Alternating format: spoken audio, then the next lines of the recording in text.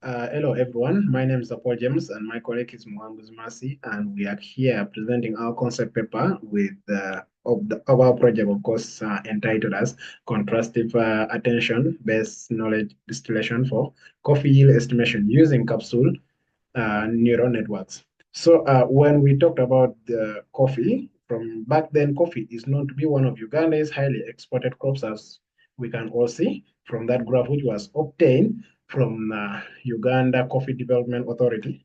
And it shows the when coffee was last exported from October 2023 to September 2024. And it shows us that the green bars are the amount of coffee that were exported, and the red bar shows us the revenue that was generated from that coffee in US dollars, actually millions of US dollars.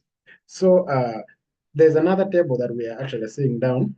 That table was the method or the local method that farmers used to use for calculating the amount of coffee that was being produced by coffee plants or coffee seeds. Yeah. Yes, and that method was called extrapolation. When now let's talk of our key terms that we use within our project here, which we begin with as knowledge distillation. We all know about knowledge distillation, and in this case, knowledge distillation is basically the technique that was used to transfer knowledge from the larger module, which was termed as the teacher model, to a smaller model, which is the student model. Uh, the next one is the contrastive learning, which is a machine learning approach, which was aimed at, let me say, it was mainly aimed at learning meaningful representations by contrasting pairs of data points that are that either positive or negative. Yeah, and in this case, within our project, we are going to use it to distinguish between different types of coffee cherries in terms of unripe, ripening, and ripe, based on the visual features such as colors in terms of green for unripe, yellow for ripening, and red for ripe, respectively. So our next part is the attention mechanism, and we have all talked about this, and I believe everyone knows about this, which is just simply a technique which was used in machine learning, and it is actually being used in machine learning and natural language imports, and is to increase, let me say, model accuracy by focusing on relevant data. It will enhance the model's ability to focus on the key image visions, that is to say, within a coffee, the cluster of coffee cherries, let us say, cherries, leaves, and canopy. Yeah, so now the next one is the yield predictive analysis. Now this one is mainly for our project, and this one is used, we are going to use it, okay, this one is actually the use of data and advanced analytical techniques to predict the outcomes of, let us say, it is used to predict the outcomes of,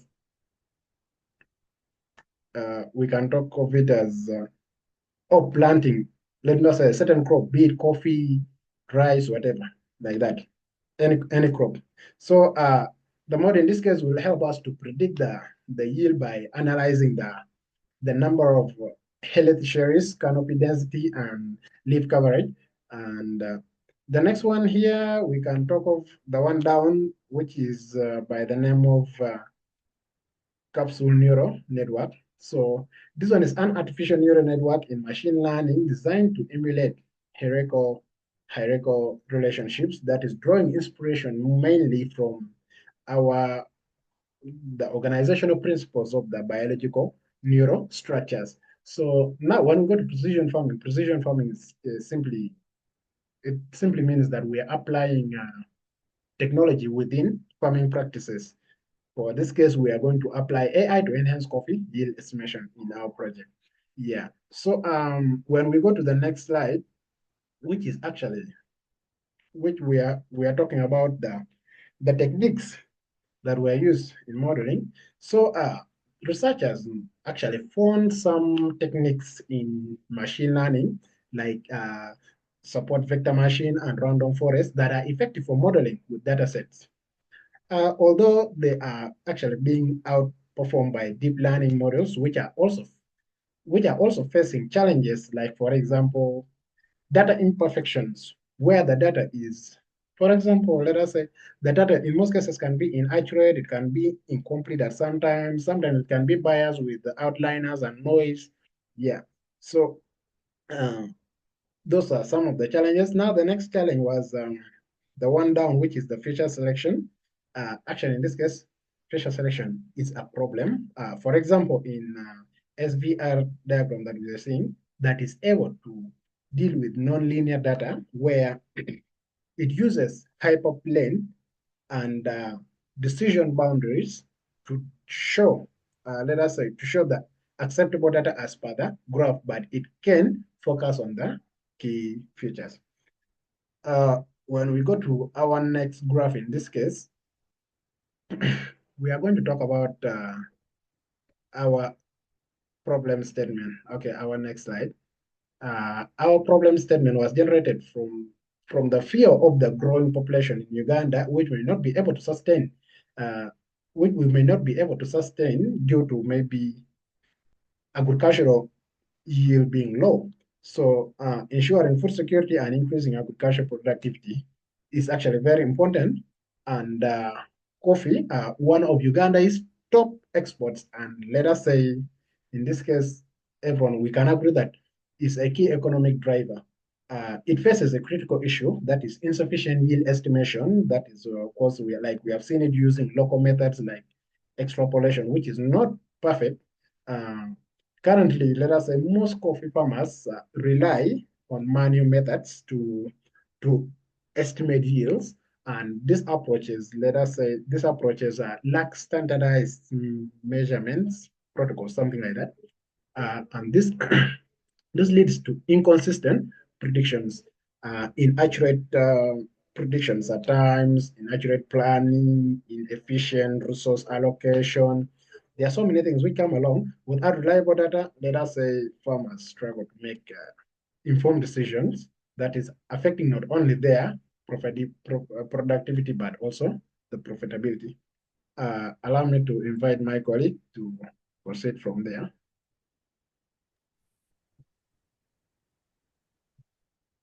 Hello everyone, my name is. So how do we plan to go this issue? We plan to start a project that's knowledge distillation.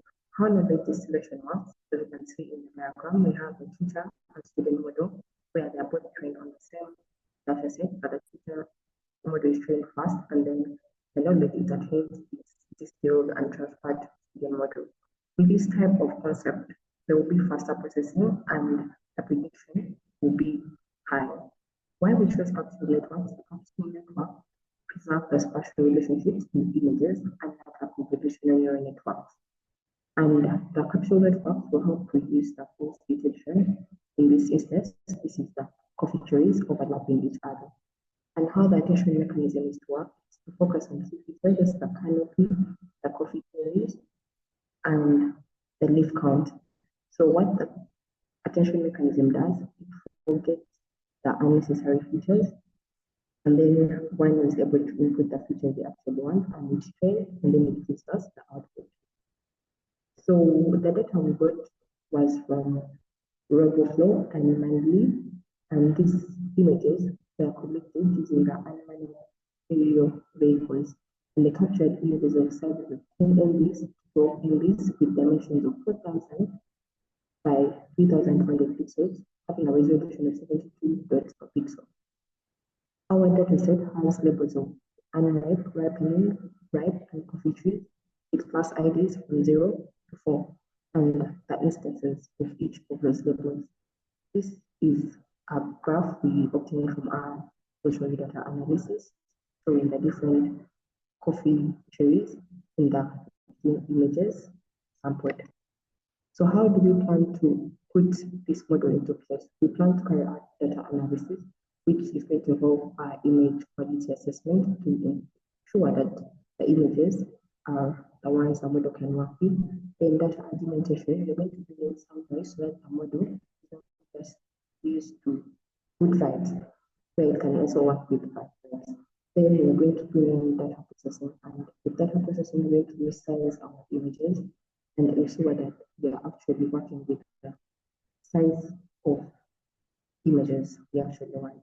After that, we're going to carry out feature extraction. We're going to focus on three features: the cherry, the leaf count, and the canopy coverage estimation. These three features enable us to determine that, yes, this is the amount of coffee we estimate that a farmer will get at the end of it. Then after that, we are going to carry out training of the model where we shall use quantitative planning, feature representation, and here we're going to be teaching the teacher model first. Then after that, we're going to carry out the distillation process where we shall teach the student model, and after that, we're going to carry out our final prediction using the capsule networks to be able to predict based on the three features. What we expect to get from this model in place, that there will be improved yield estimation for the farmers to make better decisions and to reduce on their costs from day to day, and there will be few people needed to do their manual counting, one man. And in the future, we expect that we shall extend our model to other crops, and we hope to incorporate in IoT sensors that can be able to get real-time data. However, we expect to face some challenges, that is in the model architecture complexity. As you all know, the capsule networks require multiple layers to be able to capture these spatial hierarchies. But the more you keep on adding onto those layers, you're going to need higher memory and you're going to have long training hours. Another challenge we expect is the knowledge distillation challenge. While you're transferring the knowledge from the teacher and the student model, you need to be aligned in a way that these partial relationships that have been captured by the capsule networks can be preserved. And if they're not preserved, there's a risk of losing crucial information the model needs to predict the yields. And moving to our visualizations that we are able to obtain from our exploratory data analysis. Well, actually, coming to our visualization, we are going to talk about how we have visualized our data so far. Let me say using the images, since we are using the computer vision. And the first one is a histography of leaf count, and this actually shows us the distribution of leaf counts in coffee plants. So how is it going to help us in this case? It helps us to understand how leaf counts uh, vary across samples, and a normal or a skew distribution in this case may actually indicate to us, may indicate patterns in plant health or growth stages. Like for example, if you have many leaves, that means we know that the plant is healthy. Fewer leaves, the plant is not healthy, or it is at its later stage of growth. And the second one on this side is histograph of cherry counts by ripeness. As we can see, there we are seeing green, yellow, and red, which actually shows respectively as unripe, ripening, and ripe cherries. And it is going to help us to visualize how coffee cherries are distributed at different ripening or ripeness levels, which can be used in which we can use actually to estimate our yield readiness. Yeah. Well, coming to this side, we have histography of canopy coverage. So when we talk about histography of canopy coverage, it's just a distribution of canopy coverage percentages. So it is, in this case, it is going to help us assess how much foliage is present in different plants.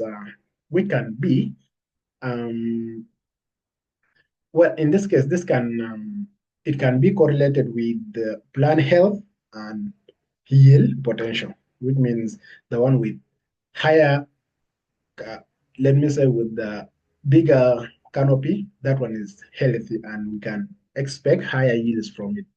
Yeah. So, talking of the next one, which is a box plot. Well, the box plot in this case shows the canopy coverage versus the red cherry yield.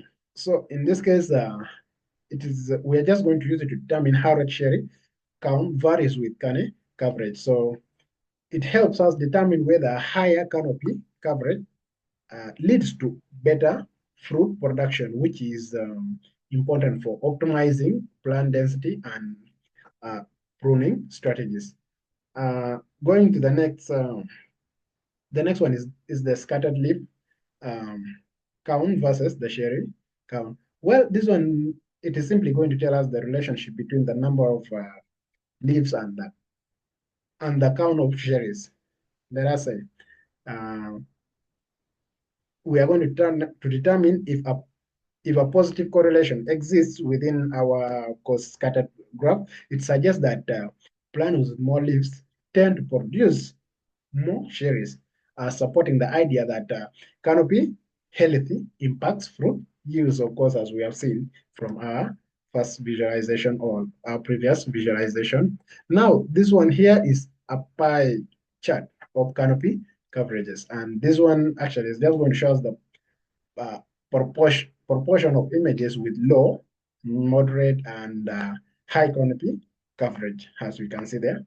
And in this case, in our project, it is going to help us understand, or it is going to help us categorize plant coverage and understand whether majority of plants have sufficient leaf coverage for optimum growth. And the next one is, our next one is the bar, which is the bar plot, it is showing us the average cherry count per image. So in each image, we are supposed to determine the number of cherries it produces, or we have counted in that image from the plants. So it is going to help us identify variations in cherry counts across images, and it helps us pinpoint uh, our outliners or probably trends within those images that we fed to the computer. And this side is our line plot of share counts across images. Well, this one, it's going to show us the trend of share counts across different images. And how is it helpful to us? Well, it is useful to us for detecting fluctuations in yield across different data samples, in this case, which could indicate season or probably environmental effects. So without wasting time, let me invite my colleague to proceed there. So moving on to the next visualization, we have heat map on the left-hand side. The heat map is helping us with a correlation of the different trees, how the different trees correlate with each other. But as you can see, the lower index tells us that's negatively correlated, and the upper index shows us that's highly positively correlated. As you can see here, most of them are having the blue section, so that means they're negatively correlated. Yes, and then on the right hand side, we have our combined scatter graph talking about the canopy coverage and the different trees in addition with the leaf count. So we have combined all the three features and we are able to see how they relate with one another. So then moving on to the violin plot graph for the leaf distribution. So where there is the narrow here, the tip, it's showing that there are low data points for the leaf count. And where we have the wider section of the violin is showing that there are more data points. Yes. Then on the right hand side, we have the comparison bar graph for the average cherry counts. So on average, among the 15 images, we are seeing that we have very many green cherries. We have some yellow cherries and the red are nearly none. Then moving on to the next, we have a swarm plot for the leaf count versus the canopy coverage, and we're seeing that they are not really correlated the way the data points are scattered. Yes, then we have the density plot for the canopy coverage, where we're seeing that this is the percentage of the canopy coverage against the density and how much canopy is there in all the images. Yes, thank you. That's it for our presentation.